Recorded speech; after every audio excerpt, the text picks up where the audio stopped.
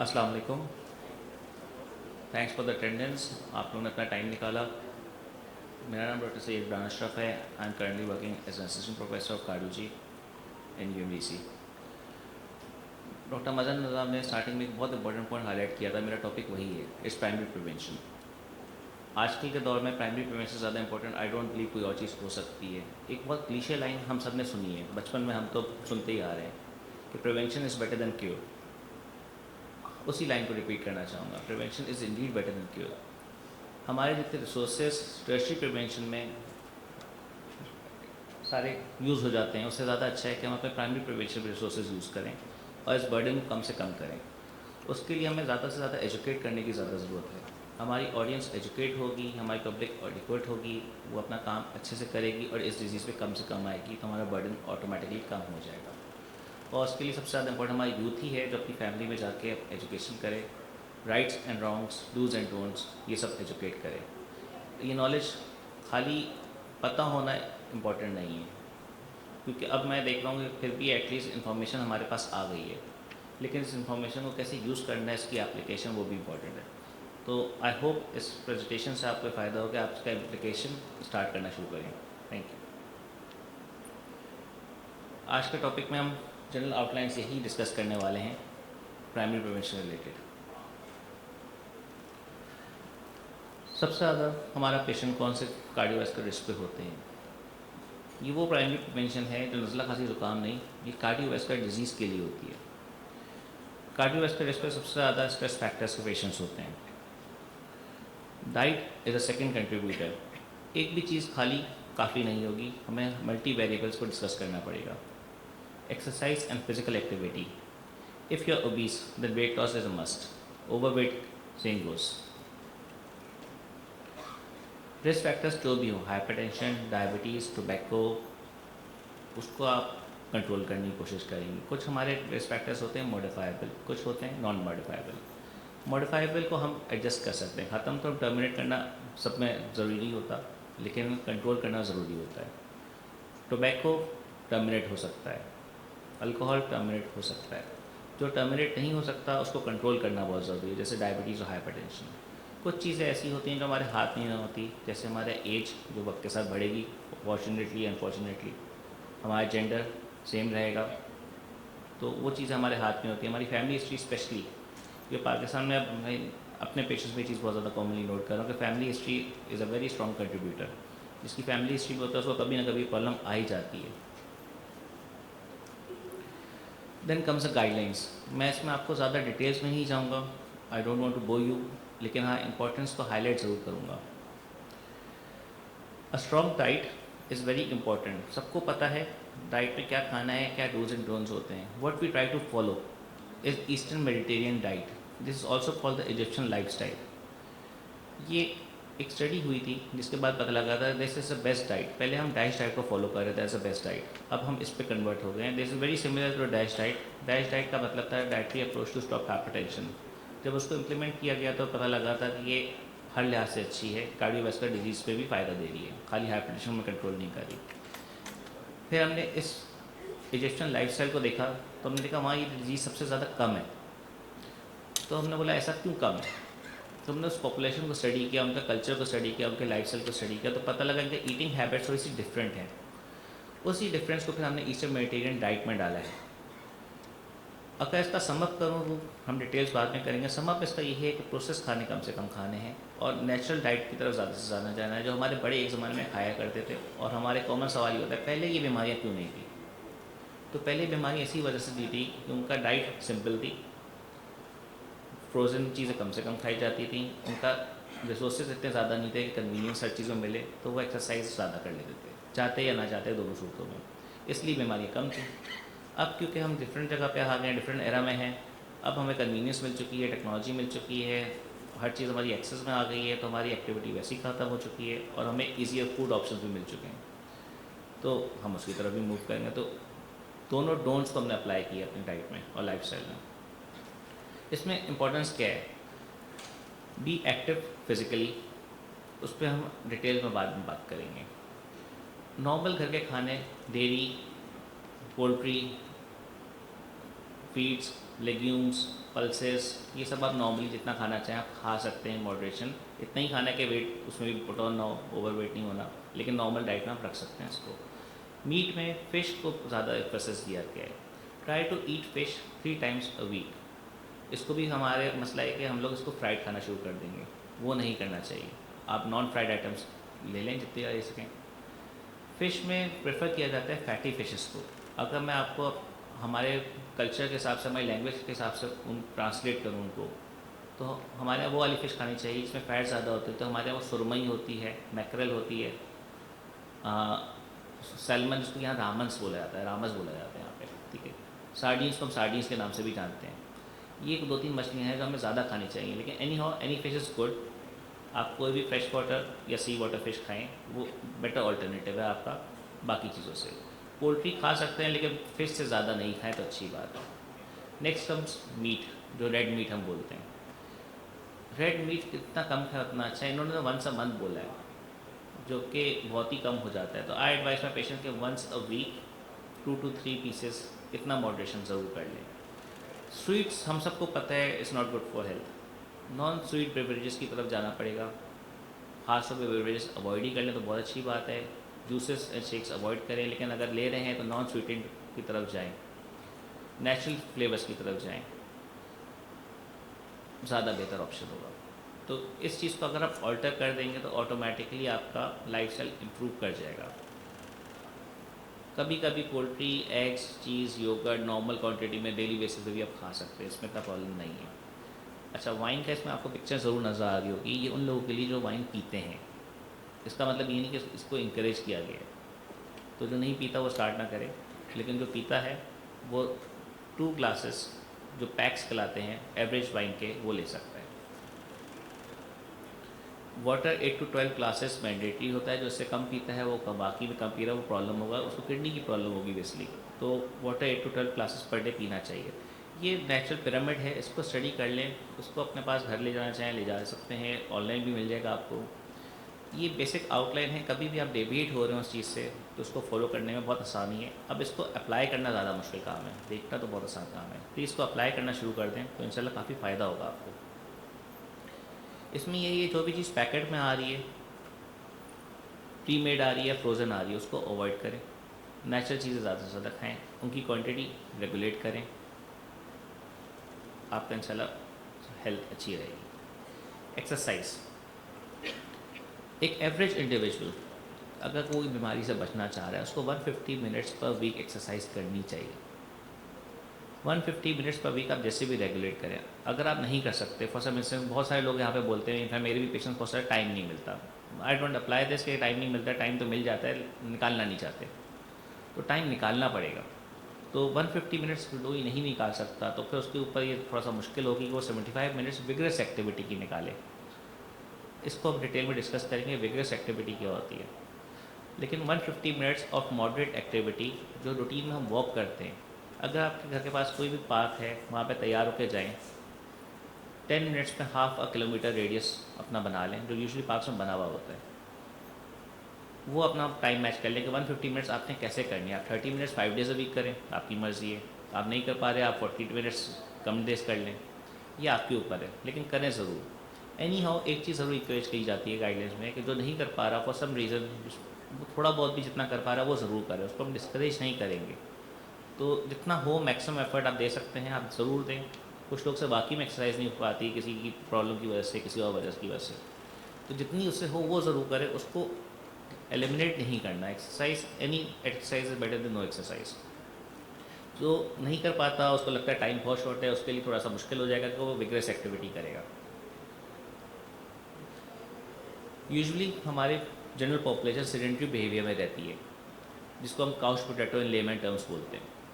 Light activity ये अपने घर के काम कर लिए, घर के रूटीन के काम अगर आप कर रहे हैं, अपने कपड़े खुद ही धो लेते हैं, ये लाइट एक्टिविटी है, ये एक्सरसाइज में काउंट नहीं होगी। लेकिन हाँ, अच्छा एक्टिव लाइफस्टाइल में ज़रूर काउंट हो सकता है। मॉडरेट एक्टिविटीज़ की एक्सरसाइज में हम बात करें कि ब्रिस्क वॉक करें। Brisk walk 2.4 to 4 mph miles per hour. ये कन्वर्ट करना आसान नहीं है। इसकी एप्लीकेशन ये होगी कि आप 10 मिनट में अगर ½ किलोमीटर चल रहे हैं तो ये ब्रिस्क वॉक ऑटोमेटिकली हो जाती है। ये फिर भी आप कन्वर्ट कर सकते हैं। बाइक कर रहे हैं तो 8 किलोमीटर्स पर आवर की स्पीड से अगर आप कर रहे हैं तो आप अच्छी बाइक कर रहे हैं, वरना आप रिक्रिएशनल काम कर रहे हैं। Swimming is a very good exercise, इसको कर सकते हैं वो ज़रूर करें। फिर विगरस एक्सरसाइज में आपको एफर्ट देनी है जो हम स्पोर्ट्स में अमूमन दे रहे होते हैं, jogging, running, biking at a high speed.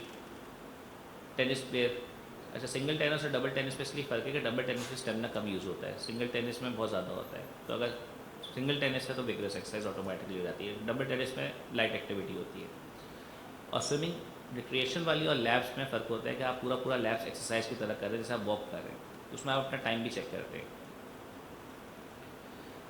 Then comes the most boring part, इसको मैं सिंप्लीफाई करना चाहूँगा। ये बेसिकली हम लोग के लिए ज़्यादा इंपॉर्टेंट है, द डॉक्टर्स फर्टिनिटी, कि हमारी एक ही दवाई है जो मेन इंपॉर्टेंस प्राइमरी प्रिवेंशन के लिए देती है। प्राइमरी प्रिवेंशन अमूमन उस चीज़ को समझा जाता है कि आपको दवाई या चीज़ों की ज़रूरत ही ना पड़े इलाज की, आप केयर से अपना काम करें। एक ये दवाई है जो अब तो कुछ टाइम हो गया, डेकेड्स पहले आई थी, ये प्राइमरी प्रिवेंशन बहुत अच्छा रोल दे रही है। ये दवाई आपको बहुत सारे रिस्क फैक्टर्स से बचा रही है। इसको हम एंटी कोलेस्ट्रॉल मेडिकेशन ज़रूर बोलते हैं, लेकिन इसका काम खाली एंटी कोलेस्ट्रॉल नहीं है। इसको मेजर भी एंटी कोलेस्ट्रॉल एक्टिविटी के पॉइंट ऑफ व्यू से किया जाता है, लेकिन इसका काम ये नहीं है। इसके प्लियोट्रॉपिक इफेक्ट्स होते हैं। प्लियोट्रॉपिक का मतलब ये होता है कि इसके अदर देन दिस बहुत सारे काम की चीज़ें होती हैं, जिसकी वजह से रिस्क फैक्टर्स और भी कम करती है। अगर एज 0 to 19 ईयर्स है, फैमिलियल हाइपरकोलेस्ट्रीमिया है, कुछ लोग के ख़ानदान में प्रॉब्लम होती है कि बच्चों का बहुत ज़्यादा कोलेस्ट्रॉल लेवल्स आते हैं, उनमें रिस्क फैक्टर्स बहुत क्वाड्रपल हो जाता है, उनको ज़्यादा प्रॉब्लम्स होती हैं, उनको ज़रूर एडवांस स्टेज में आपको देनी पड़ेगी, यंग एज में, वरना हम देते नहीं इसको। In the age of 20 to 39, इसमें दो चीज़ें ज़रूर हैं कि आपकी प्री मैच्योर कार्डियोवास्कुलर डिजीज़ की हिस्ट्री हो, यानी कि माँ बाप को फैमिली हिस्ट्री में at the age of 55 and 65 respectively हो चुका हो, या उसके साथ आपका कोलेस्ट्रॉल लेवल्स मोर देन 116। और ये कोलेस्ट्रॉल लेवल सारे नहीं होते, मेरे पास काफ़ी पेशेंट्स आते हैं जो टोटल कोलेस्ट्रॉल को देख रहे होते हैं। टोटल कोलेस्ट्रॉल अब हम इतना नहीं देखते, हम देखते हैं बैड कोलेस्ट्रॉल। एचडीएल भी देखा जाता था काफ़ी टाइम तक, अभी तक आपकी किताबों में ये चीज़ लिखी हुई होगी जो मेडिकल स्टूडेंट्स हैं यहाँ पे, कि HDL is a good cholesterol, HDL को मेजर कहता है। नया डेटा इसके अगेंस्ट सजेस्ट कर रहा है। जो रीसेंट डेटा है वो एचडीएल को एज अ प्रोग्नोस्टिक मार्कर नहीं यूज़ कर रहा, वो बोलता है इसकी इतनी सिग्निफिकेंस अब नहीं रही है। लेकिन एनी हाउ अभी तक 2019 की गाइडलाइन तो इस चीज़ को अच्छा समझा जाता है कि एचडीएल इज प्रोटेक्टिव, अब इसको चेंज किया जा रहा है। तो बेसिकली आपका एक ही कोलेस्ट्रॉल बचता है विच इज़ बैड कोलेस्ट्रॉल, इसको कम करना बहुत इंपॉर्टेंट है। वो ज़्यादा होगा तो आपको कार्डियोवास्कुलर डिजीज़ का रिस्क ज़्यादा होगा, वो कम होगा आपका ये रिस्क कम होगा। कम कैसे होगा?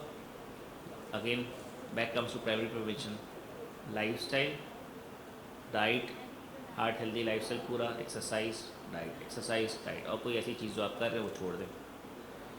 नहीं होता इसके अलावा फिर भी ज़्यादा है तो फिर हम दवाई का इस्तेमाल करेंगे, क्योंकि हमें इसको कम करना है at all cost. Age 40 to 75 ये पेशेंट्स होते हैं जो यूजुअली हमें एंड अप करते हैं क्लिनिक्स में या ओपीडीज़ में, हॉस्पिटल के अंदर। इनमें थोड़ा सा डिफरेंट स्ट्रेटजी होती है। इनका रिस्क फैक्टर्स कैलकुलेट किए जाते हैं, अगर वो ज़्यादा है तो ज़रूर स्टार्ट कर देंगे, लेकिन अगर वो ज़्यादा नहीं भी है और डायबिटिक है पेशेंट तो भी हम स्टार्ट कर देते हैं। इनका कोलेस्ट्रॉल ज़्यादा है तो भी हम स्टार्ट कर देंगे। ज़्यादा डिटेल्स में मैं नहीं जाना चाहूँगा इसके। एज मोर देन 75 में हम केस बेस्ड जाते हैं। दीज आर द कंडीशंस में ये रिस्क ज़्यादा होता है। Family history, pre mature cardiovascular disease अगर है जिसमें मेल्स की 55 एज होती है, फीमेल्स की 65 होती है। हाइपरकोलेस्ट्रेमिया जो बगैर किसी रीज़न के हो रहा है। मेटाबॉलिक सिंड्रोम, ये काफ़ी पेशेंट्स आपको मिल जाएंगे। ये कॉमनली हमारे यहाँ एक वेस्ट को मेजर करने की आदत नहीं है। जनरल पब्लिक से मेरी यही रिक्वेस्ट है कि अपनी वेस्ट को एटलीस्ट एनुअल बेसिस पे ज़रूर मेजर करें। ये रिकमेंडेड भी है, बाय एनुअल बोला जाता है, कम से कम एनुअल तो ज़रूर करें। उससे आपको पता लग जाएगा कि वेस्ट हिप रेशो कैसा जा रहा है। अगर ये वेस्ट हिप रेशो आपका ख़राब हो गया, मोर देन 1 हो गया, तो फिर प्रॉब्लम में हैं आप मेटाबॉलिक सिंड्रोम के करीब करीब ही जा रहे हैं। नेक्स्ट पैरामीटर्स आपकी हाइपरटेंशन है, आपकी डायबिटीज़, आपका कोलेस्ट्रॉल है, बीएमआई भी देखा जाता है। तो ओवरऑल मेटाबॉलिक सिंड्रोम भी आपका कंट्रीब्यूटिंग फैक्टर है।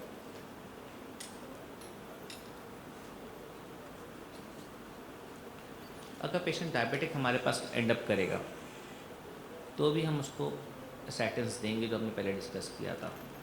उसके टारगेट्स हम डिपेंड करता है क्या क्या होते हैं, लेकिन उसको हमें क्या क्या चीज़ें बतानी है अदर देन मेडिकेशन।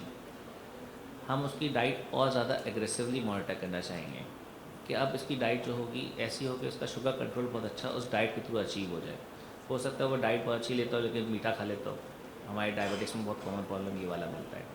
इस चीज़ को प्लीज़ एड्रेस करना पड़ेगा और जनरल पॉपुलेशन को खुद भी समझना पड़ेगा कि एक बार चीज़ आ गई तो आपका डिसिप्लिन थोड़ा चेंज होना चाहिए। एक्सरसाइज मेक श्योर वो करें, मॉडरेट इंटेंसिटी करेंगे तो 150 मिनट्स करें, विग्रेस कर लें तो 75 करें। अगर कोई और रिस्क फैक्टर है तो उसको एग्रेसिवली अपील किया जाएगा क्योंकि अब बीमारी पहले से आ चुकी है। और दवाई के तौर पे हम मेटफॉर्मिन को यूज़ करते हैं। मैं उसका ट्रेड नेम यूज़ नहीं करना चाहूँगा, आप सबने सुना हुआ होगा। मेटफॉर्मिन हम इसलिए यूज़ करते हैं कि वेट लॉस में भी हेल्प करती है, वो इंसुलिन की रेजिस्टेंस भी कम करती है। तो हमें डुअल बेनिफिट मिलता है, हमें शुगर कंट्रोल भी मिलता है, हमें वेट लॉस भी मिलता है। लेकिन इसमें ये फिक्स स्ट्रैटेजी नहीं होती कि हम हर पेशेंट को यही दवाई ज़रूरी है कि दें। हर पेशेंट को हम नहीं देते सेम दवाइयाँ। टारगेट HbA1c जो 3 माह की शुगर होती है, अब ज़्यादा से ज़्यादा इसको देखा जा रहा है। अब हम फास्टिंग शुगर्स को नहीं देखते, हम रैंडम शुगर्स को इतना ज़्यादा नहीं देखते, हम 3 महीने की शुगर्स को देखे जाते हैं। हम उसको इसका स्क्रीनिंग मोडालिटी भी यूज़ किया जा रहा है। HbA1c अंडर 7 कंट्रोल करना है। 5.7 to 6.4 अगर किसी का आ रहा है तो प्री डायबिटिक रेंज में कराया जाता है। अब 6.5 पेशेंट्स कंसिडर डायबिटिक। अगर डायबिटिक कंसिडर कर दिया जाता है तो उसका कंट्रोल हमें 7 से कम में रखना होता है। अगर 7 से ज़्यादा है तो उसका बॉडी ऑर्गन ज़्यादा तेज़ी से डैमेज हो रहा है और उसको जल्दी इसकी सीक्वलें या कॉम्प्लिकेशन मिलना शुरू हो जाएंगी। तो इसलिए अंडर 7 हर डायबिटिक को रहने की कोशिश करनी है और इसमें वो चीट नहीं कर सकता। इस टेस्ट का सबसे बड़ा बेनिफिट यही है। अगर आप डायबिटिक्स को बोलेंगे कि कल हमें टेस्ट कराने जाना है, वो पूरा दिन कुछ नहीं खाएंगे। इस टेस्ट में वाला फिनोमेना नहीं आ सकता। उनकी शुगर सही आ जाएंगी, वो टेस्ट करा लेंगे, फिर वो अगले दिन दोबारा वही सब करेंगे। उन पेशेंट्स का ये टेस्ट जब कराया जाता है तो आता है 9, 10 और वैसे उनका शुगर सही आ रही होती है। वो फिर कंप्लेन भी करते हैं शुगर जब भी कराते हैं सही आती है, ये क्यों ज़्यादा आ रहा है। उसकी वजह ये है कि वहाँ इन दिनों में परहेज़ नहीं कर रहे। बीपी कंट्रोल्स रिसेंटली हमारी गाइडलाइंस थोड़ा सा इसमें डिबेट भी है, यूरोपियन थोड़ा सा डिफरेंट जा रही हैं, हम एशिया को ज़्यादा फॉलो करते हैं।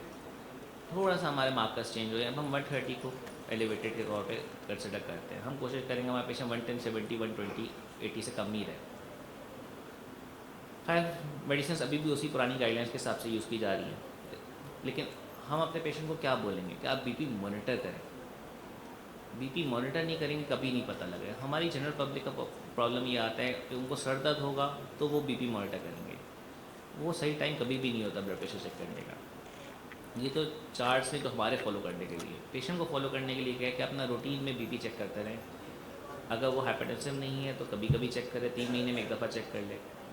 अगर वो हाइपरटेंसिव है तो डेली बेसिस पे करें और घर पे उस टाइम पे करें जब वो रिलैक्स कर रहा हो, जब उसको कोई स्ट्रेस ना हो, उसने कोई एक्टिविटी एक्सरसाइज ना की हो, चाय कॉफ़ी या सिगरेट ना पी हो, या टोबैको इंटेक कोई और किस्म का ना किया हो और खाना उस टाइम पे ना खाया हो। ये बहुत ज़रूरी चीज़ें होती हैं जो अपने पेशेंट को बतानी होती हैं और इंसान को समझनी होती है कि बीपी चेक करने की टाइमिंग्स यही होती हैं। उस टाइम पे बीपी चेक करेंगे तो वो एक्चुअल बीपी आएगा, वरना बीपी फॉल्सली एलिवेटेड मिल सकता है। तो हम फॉल्सली हाइपरटेंशन लेबल करना नहीं चाहते और फॉल्सली हम दवाइयाँ भी नहीं देना चाहते। जो बेस्ट नॉन फार्माकोलॉजिकल मेजर्स हैं, यानी कि दवाई के बगैर कैसे इलाज करेंगे, वो ऐसे ही हम करेंगे कि किसी का वेट ज़्यादा है तो हम उसका वेट कम कराएंगे। Diet again eastern Mediterranean diet, DASH diet almost similar है, वो भी आप कंसिडर कर सकते हैं। डाइटरी सोडियम, इसको आप अप्लाई कैसे करेंगे। डाइटरी सोडियम ऐसे अप्लाई हो सकता है कि पेशेंट को ये नहीं बोलना कि फीका खाओ, कोई फीका नहीं खा सकता। पेशेंट को ये बोलना है कि आपने नॉर्मल सॉल्ट लेनी है और कंसिडरेबली थोड़ा फीका खाना हो compare to the average salt intake जो हमारी मार्केट में या रेगुलर खानों में लोग ले रहे हैं। लेकिन उसके ऊपर कभी से नमक नहीं डालनी, साथ में अचार नहीं लेना या चाट मसाला नहीं लगाना, यानी ऑल्टरनेटिव सॉल्ट सोर्सेज नहीं यूज़ करने टेस्ट इन्हांसर्स के तौर पे। तो उसको इवेंचुअली आदत भी हो जाएगी। इसमें नो एडेड सॉल्ट का वर्ड ज़रूर यूज़ कर लिया करें कि ऊपर से कोई सॉल्ट ना डालें और खाने में नॉर्मल जो नमक घर में डलता है वो आप डाल सकते हैं। फिर आटे में और चावल में बॉईल करने के टाइम पे नमक ना डालें। ये अगर आपने बोल दिया, आपका पेशेंट्स को फॉलो कर रहा है तो वो एवरेज सॉल्ट के हिसाब से सही जा रहा होता है यूजुअली, क्योंकि इसको अप्लाई ग्राम्स में मेजर करना गाइडलाइंस में तो बता दिए है, लेकिन रियल पॉइंट ऑफ व्यू से कोई भी नहीं कर सकता। पोटेशियम रिच फूड ज़्यादा से ज़्यादा खाने में फ़ायदा होगा या पोटेशियम सॉल्ट सप्लीमेंट्स लेने में फ़ायदा होता है, क्योंकि वो सोडियम को सप्लाई कर देते हैं। अगेन फिजिकल एक्टिविटी जो सबसे ज़्यादा इंपॉर्टेंट चीज़ है डाइट के बाद, ज़रूर करें। आई ऑलवेज से कि 70% इज़ डाइट, 30% इज़ एक्सरसाइज। तो दोनों कंट्रीब्यूट करेंगे, लेकिन अगर कोई एक को पिक करना है तो diet is more important. Alcohol का मैं पहले ही आपको बता चुका हूँ। एस्पिरिन यूज़ पहले ज़माने में बहुत कॉमनली यूज़ किया जाता था। एक बात बोली जाती थी जो हमने किताबों में पढ़ी है कि after the age of 40 aspirin लेना चाहे आप दे सकते हैं। अब ऐसा नहीं रहा है। एस्पिरिन का यूज़ से ब्लीडिंग रिस्क थोड़ा बढ़ता है, तो हम हर पेशेंट को नहीं देते, स्पेशली जिसका ब्लीडिंग रिस्क पहले से बढ़ा हुआ हो और जिसको ऐसा कोई ऐसा रिस्क ना हो, तो लो रिस्क पेशेंट को हम एस्पिरिन नहीं देंगे। ये एक थोड़ी सी हमारी मिथ बस्ट हुई। फिर टोबैको, ये हमारी सोसाइटी का आज का सबसे बड़ा डिबैकल आ गया है कि टोबैको के सोर्सेज खाली सिगरेट नहीं रहे। आज ही मेरा पेशेंट गुटखा खा के आया हुआ था और मुझे बोले इसमें तंबाकू थोड़ी होता है। तो ये एक प्रॉब्लम है कि हमारी सोसाइटी या तो समझ भी नहीं पा रही उसको कि उसमें टोबैको है या उसमें क्या है, इंग्रेडिएंट्स क्या हैं उसके, या उसको एजुकेट करना पड़ेगा इस चीज़ में। टोबैको के ऑल्टरनेटिव सोर्सेज को भी बैन करना चाहिए। इसमें तो वैसे ideally government should take measures, क्योंकि प्राइमरी प्रिवेंशन का मेन फोकस गवर्नमेंट का होता है। लेकिन एनी हॉट हम एजुकेट कर सकते हैं, हम एजुकेट करेंगे इंशाल्लाह। Tobacco cessation eight all cost किसी भी चीज़ में ख़त्म कर देनी है। सेसेशन का मतलब ही यही होता है।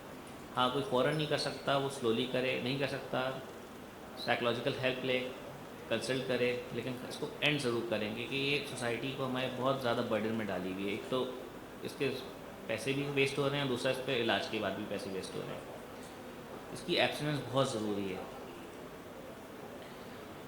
Next and last, the concluding slide is what's the take home message of all this. It's very simple. Natural के करीब जाएं, हार्ट हेल्दी लाइफस्टाइल को प्रमोट करें, फैमिली को एजुकेट करें। पूरी फैमिली एक जैसी होगी तो इसको फॉलो करना आसान होगा। इसलिए अकेले ना चले, एज अ सपोर्ट ग्रुप मिल के हार्ट हेल्दी लाइफस्टाइल को फॉलो करें। Thank you, that's concluding.